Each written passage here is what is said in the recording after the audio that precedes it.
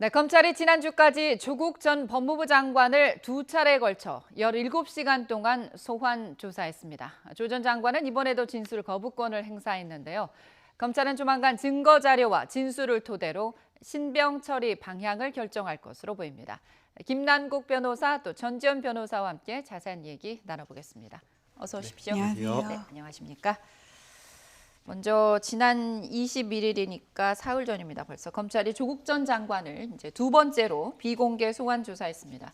9시간 반 정도 진행이 됐는데 또다시 이제 진술 거부권을 행사했다고 지금 알려지고 있습니다. 일단 검찰 조사는 패스하고 재판에서 승부를 보겠다. 이런 전략일까요? 그런 전략이죠. 넓게 보면은. 그러니까 검찰에서 진술을 거부했다는 거는 검찰 수사 과정은 패스를 하겠다는 그런 건데 지금 진술 거부하는 것 자체를 가지고는 비판의 목소리도 많은 것 같아요. 하지만 진술 거부권은 피의자의 권리잖아요. 네. 그거 자체를 비난하는 거는 정치적 공세라고 보여지고 네. 진술 거부권을 왜 행사하는지 이유를 살펴보면 보통 피의자가 수사 과정에 불만이 있거나 네. 검찰의 빌미를 잡힐 우려가 있는 경우에는 진술을 거부하는 경우들이 많아요. 네. 근데 조국 장관 같은 경우에는 그 두 가지 다 해당이 되는 것 같고 네. 그리고 얼마 전에 만약에 조국 장관이 검찰을 기소한다면은 지금 이렇게 표적으로 하고 있는 타겟으로 하고 있는 혐의는 아마도 뇌물이 될 텐데 네. 지난 금요일 날 김학의 전 차관 뇌물죄 전부 무죄 나오는 거 보셨잖아요. 네. 이 뇌물죄라는 게 직무 관련성, 대가성 관련해 가지고는 입증이 상당히 어려운 부분이거든요. 예. 김학의 전 차관도 소명이 된다 그래서 그 신병 확보 단계에서는 구속이 됐었단 말이에요. 근데 네. 조국 장관 같은 경우에는 뭔가 검찰이 영장을 청구할 수 있는 빌미를 주면서 재판 가서 이거 뒤집을 수 있는 부분이다 그렇게 생각을 할 수가 있는 거잖아요. 네. 그 내가 괜히 여기서 뭔가 빌미를 줄 필요는 없고 일단 검찰의 패를 살펴보자 뭐 그런 취지인 것 같습니다. 네, 조국 전 장관과 관련된 주요 혐의들을 보면 사모펀드 관련해서 아까 우리 전 변호사님이 얘기해 주신 뇌물수수 부문, 또 자녀 입시 비리 부문, 공직자 재산 등록 과정에서 어떤 누락 부문, 또 웅동학원 허위 소송에 따른 채무 면탈 부문 이제 여러 가지 혐의들을 두고 이제 검찰이 지금 조사를 하고 있는 것입니다. 이 가장 큰 쟁점 중에 하나가 지금 구속돼 있는 부인 정경심 교수가 검찰은 그래요. 불법 주식 매매로 얻은 부당 이득을 가졌다라고 이제 보고 있는 거잖아요. 바로 이 부분에 조 전 장관이 과연 연루가 됐느냐 안 되느냐가 가장 큰 쟁점인 것 같습니다. 네, 정경심 교수가 WFM의 주식을 차명으로 이제 남동생 명의로 취득을 했고 네. 그 취득하는 과정에서 미리 이 호재성 미공개 정보를 이용해 가지고 약 시가보다 한 2,000원 정도 더 싸게 구입을 했다. 네. 그래서 그걸로 인해서 얻은 수익 자체가 한 2억 6천만 원 정도가 되는데 네. 그 2억 6천여만 원 중에서 1억 원은 남동생의 수익이고 네. 나머지 이제 1억 6,400만 원이 이제 정경심 교수의 수익이다라고 보고 있는 것 같습니다. 네. 뭐 여기에 대해서 이제 이게 미공개 정보냐라는 이런 부분이 문제가 되겠지만 미공개 정보라고 정제를 하고 네. 이제 조국 교수에 대한 수사나 이런 것들이 어떤 방향으로 갈지 좀 검토를 해보면요. 네. 결국에는 이런 어떤 정경심 교수가 주식을 매입하는 그 과정을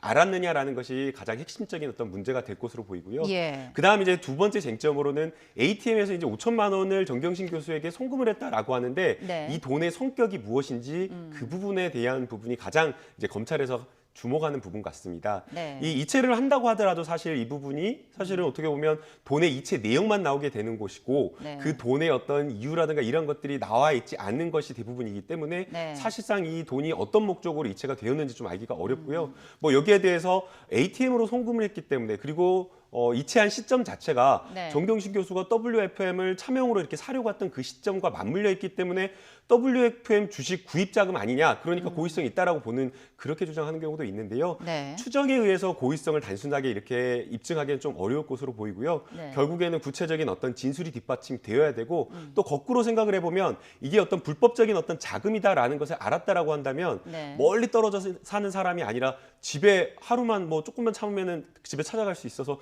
현금으로 전달할 수 있는데 왜 또 굳이 ATM으로 이체하냐 이런 이야기가 나오고 있기 때문에 네. 해당 자금에 대한 성격을 규명하는 게 가장 우선이고요. 거기에 더해서 이제 대가성 아까 전재현 변호사께서 대가성 말씀해 주셨는데 이 부분도 핵심 쟁점이 될 것으로 보입니다. 예. 뭔가 이렇게 주식 부양하는데 뭔가 민정수석으로서 영향을 줘야 되는데 민정수석의 직무범위 내로 보기에는 좀 어려운 점이 있고 네. 또 포괄적인 어떤 민정수석의 직무범위 내 내에 있다라고 보더라도 이 미공개 정보라고 하는 이 정보를 통해 가지고 샀다라고 하는 사람이 민정수석뿐만 아니라 여러 사람 다수라는 그런 부분이 이야기가 나오고 있기 때문에 네. 대가성과 관련된 부분도 굉장히 좀 첨예한 다툼의 여지가 있는 부분으로 봅니다. 그러니까 얼마 전에 네. 보도에 이것과 관련해가지고 뭐 가상화폐 거래소 폐쇄 시점하고 정부 정책하고 맞물려진 시기다. 뭐 그래서 그것과 민정수석으로서 정보를 주고 대가로 싸게 산 거 아니냐 그런 네. 보도가 나와 있는데 네. 그것도 사실 추정이에요. 이게 뭐냐면은 조국 교수의 그 휴대폰을 압수수색을 하지 못했지 않습니까? 예. 이게 부부간에 있었던 일은 더 알기가 어려울 수 있어요. 공모 여부는. 그래서 조국 장관이 밖으로 어떻게 외부적으로 어떤 누군가와 관련을 맺고 의사표명을 어떻게 했나 이런 것들이 중요한데 휴대폰 일단 압수수색을 못했단 말이에요. 네. 그리고 얼마 전에 일간지에 보면은 뭐 클라우드 그런 얘기가 나왔는데 그거 암호 모르면은 서버 해외에 있으면은 들어갈 수가 없는 문제거든요. 그래서 지금 검찰이 일단은 관계자들의 진술을 얼마나 확보를 했고 이 사람들의 그 진술이 재판 과정에서 일관되고 구체적인지 이런 부분이 좀 중요하지 않을까 싶습니다. 네, 그렇군요. 이 조 전 장관 딸 문제도 지금 쟁점이 되고 있습니다. 부산대 의전원에서 받은 장학금, 네, 뇌물죄 적용이 되느냐 이것도 지금 문제가 되고 있거든요. 그러니까 이제 공직자나 공직자 가족이 돈을 받으면 항상 이게 뇌물성을 염두에 두기는 해야 돼요. 그러니까 네. 이 친구가 조민 씨가 2016년부터 2018년까지 유급 위기임에도 뭐 불구하고 네. 200만 원씩 총 1,200만 원을 수령을 했고 이게 노환중 계좌에서 개인 계좌로 개인 계좌에서 이렇게 이례적으로 나가서 혹시 뇌물성이 있는 게 아니냐 그 부분도 의심이 사는데 뇌물성이 있다고 의심하는 이유는 이 노환중 의료원장이 2019년에 부산대 병원장에 또 임명이 됐다는 거 아니에요. 근데 그랬죠. 네. 민정수석은 각종 인사와 관련해 가지고 포괄적인 권한을 행사할 수 있는 사람이니까 네. 처음부터 이렇게 어떤 뭐 대가성을 가지고 딸에게 장학금을 준 게 아니냐 그런 얘기들이 나오는데 그 문제는 먼저 이 장학금이 특혜의 소지가 있는지 네. 이런 경우가 과거에 한 번도 없었는데 이 친구한테만 이례적으로 줬는지 이 부분이 밝혀져야 되고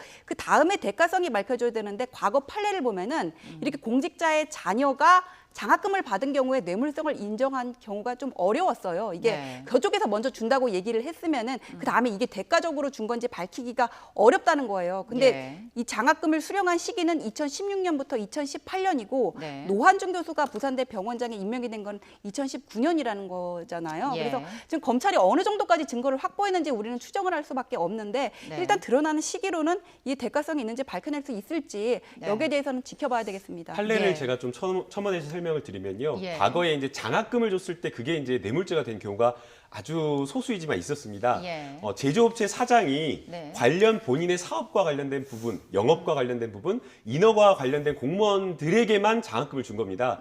그 회사에서 기금을 마련해서 장학금을 줬는데 네. 그 대상 학생 한 열 몇 명이 그 부모가 다 전부 다 인허가와 관련된 그 관련 업체와 관련된 그 공무원들에게만 지급된 경우가 있었고요. 그랬군요. 또 해당 회사 내에 이 장학금을 주는데 직원들에게 추천을 하라고 하는 겁니다. 예. 각 부서에서 연관 업무를 하는 공무원들에 대한 그 자녀들을 추천하라라는 식으로 그런 증거가 있었을 때 명확하게 인정이 되는 경우가 판례였기 때문에 예. 사실은 이 경우가 조금 어려운 게 네. 대가성도 있어야 되고 직무 관련성도 있어야 되는데 앞서 전지현 변호사님께서 설명해 주신 대로 네. 이 직무 관련성이라고 하는 것은 민정수석의 직무와 관련된 겁니다.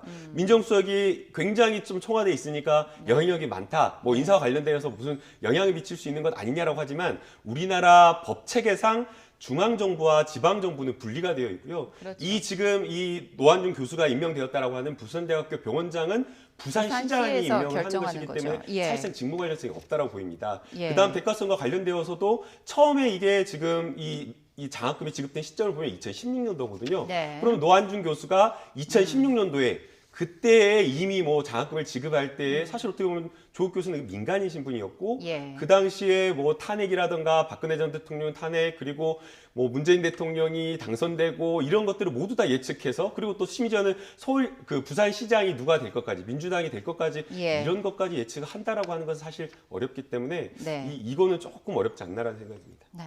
어쨌든 검찰이 지난주까지 이제 그 조 전 장관을 두 차례에 걸쳐 굉장히 강도 높은 소환 조사를 벌였습니다. 검찰 입장에서는 어떻게 보면 묵비권을 행사한 조 전 장관에 대해서 관세형 구속영장을 신청할 수 있을까?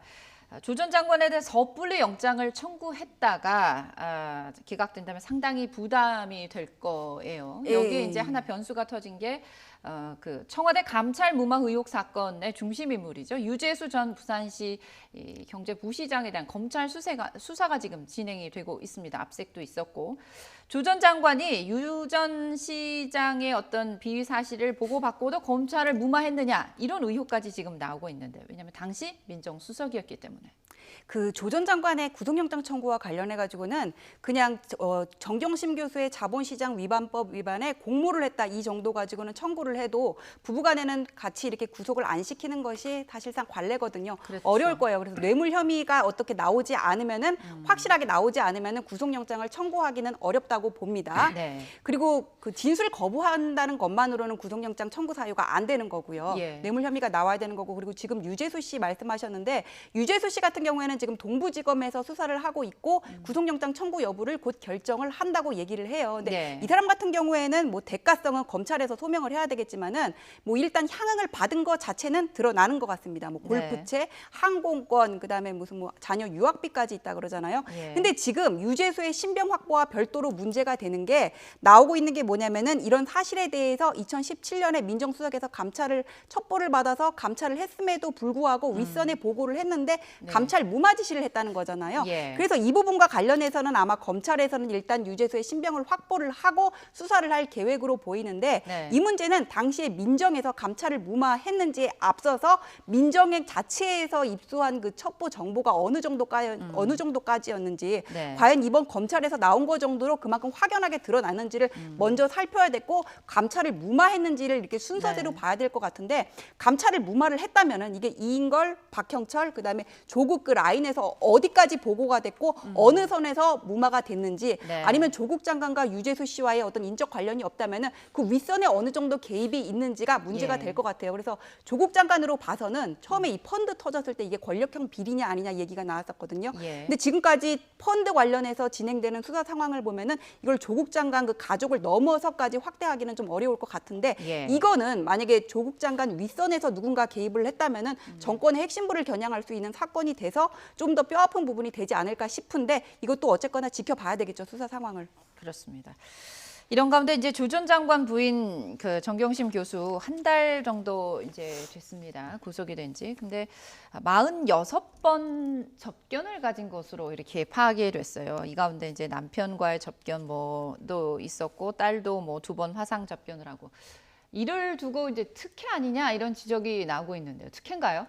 특혜라고 보기에는 좀 어렵다라는 그런 생각인데요. 네. 이제 가족들이 이제 접견하는 경우가 상당수 많이 있고 네. 그다음에 만약 접견을 한다라고 한다면 그냥 뭐 아침 저녁으로 이렇게 가족들이 찾아가서 접견을 하는 그런 경우가 많기 예. 때문에 그 접견 자체를 이 특혜다라고 보기에는 좀 어려울 것 같습니다. 네. 이 화상 접견과 관련되어서 이 서울구치소로 직접 찾아가게 되면 여러 가지 이제 언론에 노출되는 그런 부담이 있기 때문에 화상 접견을 하고 있다라고 지금 이야기를 하고 있기 때문에 네. 그런 부분을 이제 문제 삼기는 좀 어려워 보이고요. 네. 다만 이제 일각에서 지적하는 것은 이런 것 같습니다. 공범관계에 이제 같은 이제 공모를 했다라고 공소장에 기재가 되고 지금 함께 이제 그런 범죄로 수사를 받고 있는데 네. 그 공범관계에 있는 사람이 어떻게 지금 접견을 계속 할 수가 있느냐라는 이런 부분을 지적을 하는 것 같은데요. 네. 일반 접견, 변호인 접견 같은 경우에는 이 접견 교신 내용이나 이야기하는 것들이 녹취라든가 이런 것들이 되지 않는데 네. 일반 접견 같은 경우에는 모두 다 녹취가 되도록 되어 있습니다. 그러니까 예. 공범이라고 하더라도 그런 만나서 무엇인가 말을 맞춘다는 것 자체를 생각하기가 어렵고요.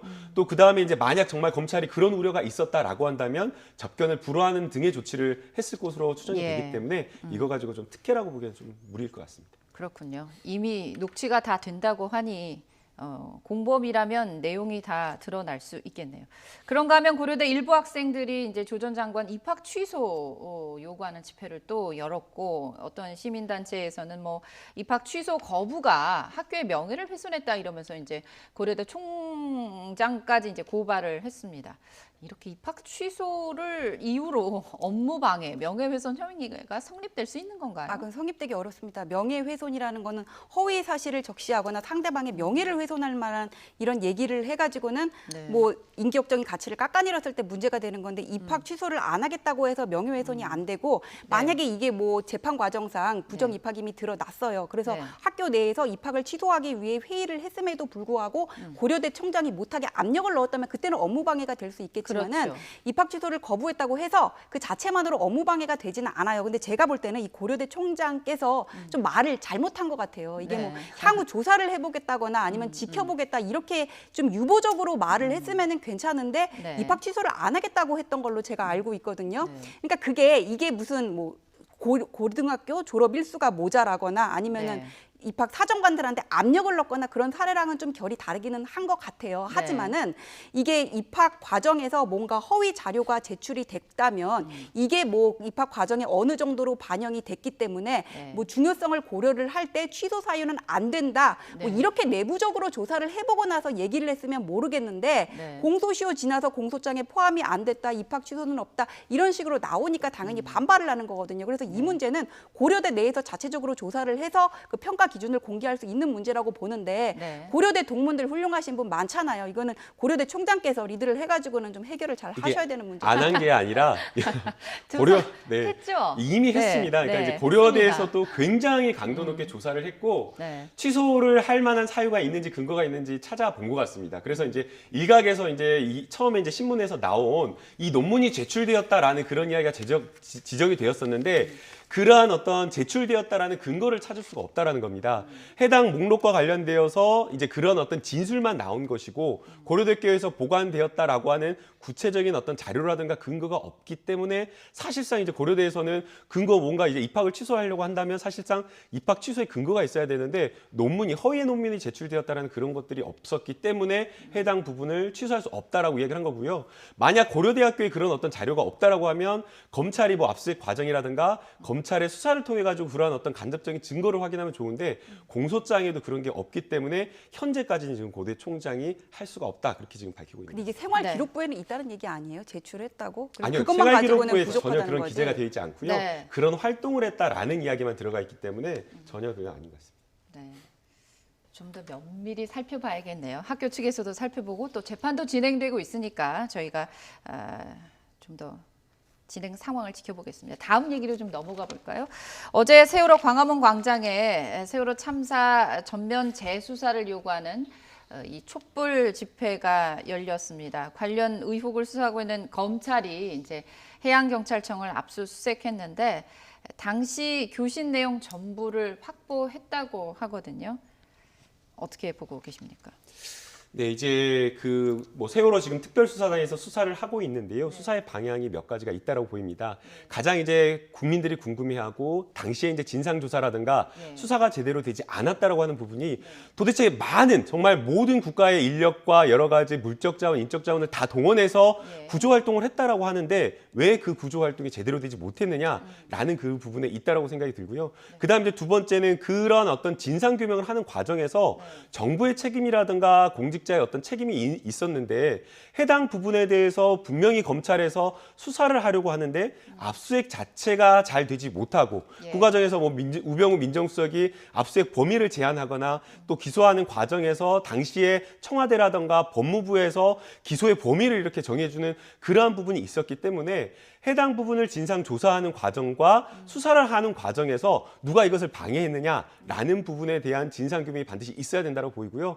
그렇기 때문에 당시에 압수수색을 하지 못했던 해경에 대한 교신 기록, 해경이 해경 내부와 교신했던 기록도 있을 거고요. 또 당시에 해경만 구조 활동을 했던 것이 아니라 해군과 같이 이렇게 협력해서 했기 때문에 해경과 해군이 같이 함께 교신했던 그러한 어떤 내용들을 보게 되면 당시에 실제 시시각각 어떠한 일들이 어떻게 진행되었는지 구조 활동에 어떤 문제가 있었는지를 좀 확인할 수가 있기 때문에 이 부분에 대한 지금 압수수색이 이루어졌고 내용을 지금 분석하고 있는 것으로 보입니다. 네, 일부 유가족 측에서 이제 확보한 그 교신 내용 좀을 보면요. 세월호 사고가 발생한 지 40여 분 뒤에 이제 해경이 침몰 지점에 도착을 했습니다. 잠시 들어보실까요?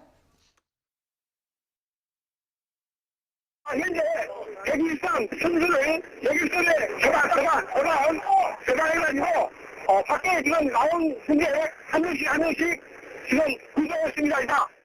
그 교체에 선수도 많이 있고 하니까 그 배에서 뛰어내리라고 고함을 치거나 마이크 위원회 뛰어내리라면 안 되나? 바드 방향으로.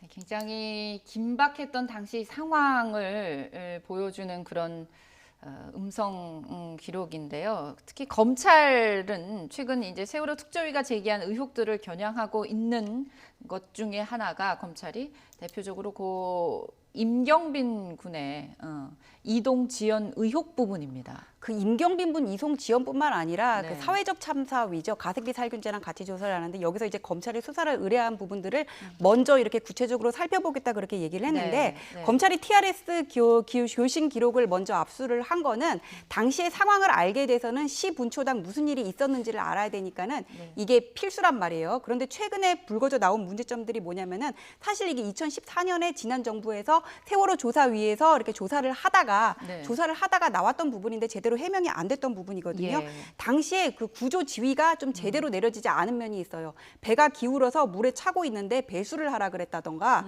아니면은 당시에 서해 청장이 TRS 그 지휘를 받고 있었냐 이런 부분들. 예. 그다음에 1, 2, 3 정장만 왜 처벌이 되고 다른 사람들은 처벌이 안 됐는지, 광주지검과 무슨 일이 있었는지 의혹을 제기하는 것들은 있었지만은 제대로 이게 규명이 안 된 부분들이 있거든요. 그래서 검찰에서는 네. 일단 TRS 기록을 통해서 무슨 내용이 있었는지 사실관계를 확보를 하고 임경빈 군 외에도 당시에 구조 활동의 문제가 인명 피해로까지 이루어졌는지 하는 부분들에 대해서 개별적으로 수사를 해야 된다고 봅니다. 이게 세월호 사건 같은 경우에는 5년 정도 지나서 많이 좀 시간이 흐르기는 했지만은 네. 여기에 대해서 다시 조사를 하는 부분에 대해서도 불편해하는 입장들도 분명히 있는 것 같아요. 그런데 여기에 대해서는 이제까지 조사를 제대로 한 적이 없어요. 예. 지난 정부에서 제대로 못했고 여기서 뭔가 외압이 들어갔냐 이런 부분에 대해서도 사실인지는 모르겠지만은 단정지어서 말할 수는 없지만은 의문을 제기하는 문제들이 있어서 다시는 이런 얘기가 안 나오게 좀 매듭을 짓고 넘어갈 네. 필요는 있다고 봅니다. 그렇습니다. 말씀하신 것처럼 지난 5년 7개월 동안 정말 수사가 미흡하지 않았나라는 의혹들이 계속 나왔고 또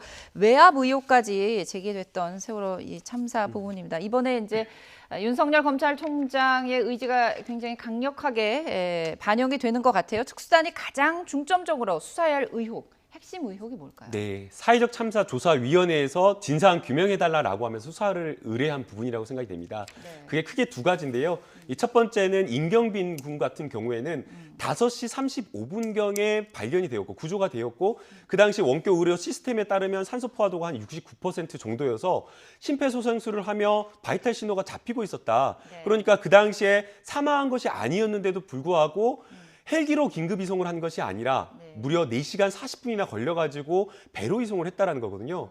그 부분에 대해서 현장 이런 어떤 교신 기록이나 이런 것들을 보면 분명히 헬기로 이송해야 되는데 왜 이것을 배로 이송을 하고 하느냐라고 하면서 그것을 현장에 있는 사람들이 의문이다라고 하는 그런 것들이 나오고 있기 때문에 네. 임경빈 군의 어떤 구조 과정에서 왜 그렇게 구조가 늦어지게 되었는지 누가 이런 명령을 내렸는지 이 부분에 대해서 진상규명이 수사가 반드시 이루어져야 된다고 보이고요. 그다음에 이제 두 번째는 CCTV 조작 의혹입니다. 예. 그 안에 있었던 CCTV 저장 장치가 사실은 해군에 의해서 그것은 이제 발견되어 가지고 되었는데 해당 부분에 대한 그런 어떤 여러 가지 외형이라든가 이러한 것들이 좀 손상이 되었고 누군가가 흔적을 댄 것 같다라고 하면서 그 부분에 대해서 이제 지적을 하고 있는데 네. 당시 이 부분과 관련되어서도 진상조사가 이루어져야 된다고 하는데 그게 제대로 되지 않았기 때문에 해당 부분에 대해서 두 가지 지적을 하고 있기 때문에 우선 이 두 가지가 명백하게 규명이 된다고 보이고요. 또 거기에 대해서 아까 전지현 변호사님도 잘 지적을 해주셨는데 세월호 진상조사위원회 위원들 그 중에 대해서 위촉된 위원들은 사실은 어떻게 보면 진상 조사를 하는 거기 때문에 적극적으로 무엇이든 하나라도 의심되는 게 있으면 그 부분에 대해서 조사하고 사실관계 확인하고 했어야 하는데 오히려 거기에 진상조사위원이 막 회의를 방해하고 의도적으로 해서는 안 된다라고 하면서 어깃장을 놓는 그런 것들이 있었기 때문에 누가 이 과정에서 이 진상조사를 방해했는지 고의적으로 방해한 것이 있는지 이 부분도 반드시 수사를 해서 처벌을 강력하게 좀 해야 되는 것도 필요하다고 봅니다. 네, 총각을 다투는 상황에서 구조가 어떻게 제대로 됐는지, 어떤 문제점은 없었는지, 또 당시 상황을 어떻게 보면 CCTV가 상당히 많은 것들을 담고 있는데 그 부분에 대한 확실한 의혹들이 해명돼야 된다라는 얘기셨습니다. 하지만 이제 지금 공소시효가 직권남용, 업무상 과실치사의 경우 7년이라고 하더라고요. 7년이다 보니까 참사 직후부터 따지면 이제 뭐 5년 7개월 지났으니까 1년 반 정도밖에 남지 않았습니다. 워낙 의혹의 범위도 방대하고 또 이 기간 내에 모든 진실이 정말 규명되고 제대로 책임을 따져 물을 수 있을까 하는 걱정도 되는 게 사실입니다. 근데 공소시효 1년 반 남았으면요. 지금 검찰 정예부대들이 여기 지금 다 투입이 됐다는 거거든요. 시간은 그 기소할 때까지 시간은 충분할 것 같아요. 예. 그리고 또 이게 공소장 변경이라는 것도 있고 하니까 그거 자체는 문제 아닌데 네. 다만 이게 그동안의 시간이 너무 지나서 증거 기록이 멸실될 우려가 있기 때문에 사실관계가 어디까지 밝혀질지랑 문제가 있다고 드러났을 때 책임 범위를 어느 선까지로 바운더리를 정하는 게 맞는지 네. 이런 부분에 있어서 논란이 있을 수는 있지만은 공소시효라든지 어떤 뭐 기소 문제 자체는 저는 크게 뭐 문제되진 않을 거라고 걱정할 게 봅니다. 없다라는 얘기시군요. 그렇습니다. 시간의 문제라기보단 얼마나 제대로 이번에 마지막이라는 생각으로 좀 이 세월호 참사 문제에 많은 국민들이 아직도 마음의 아픔과 또 여러 가지 제대로 밝혀지지 않은 의혹에 대한 의구심들이 많은 사건이기 때문에 이번에는 좀 제대로 짚어졌으면 좋겠습니다. 네, 지금까지 김남국 변호사, 전지현 변호사와 함께 얘기 나눠봤습니다. 말씀 고맙습니다. 네.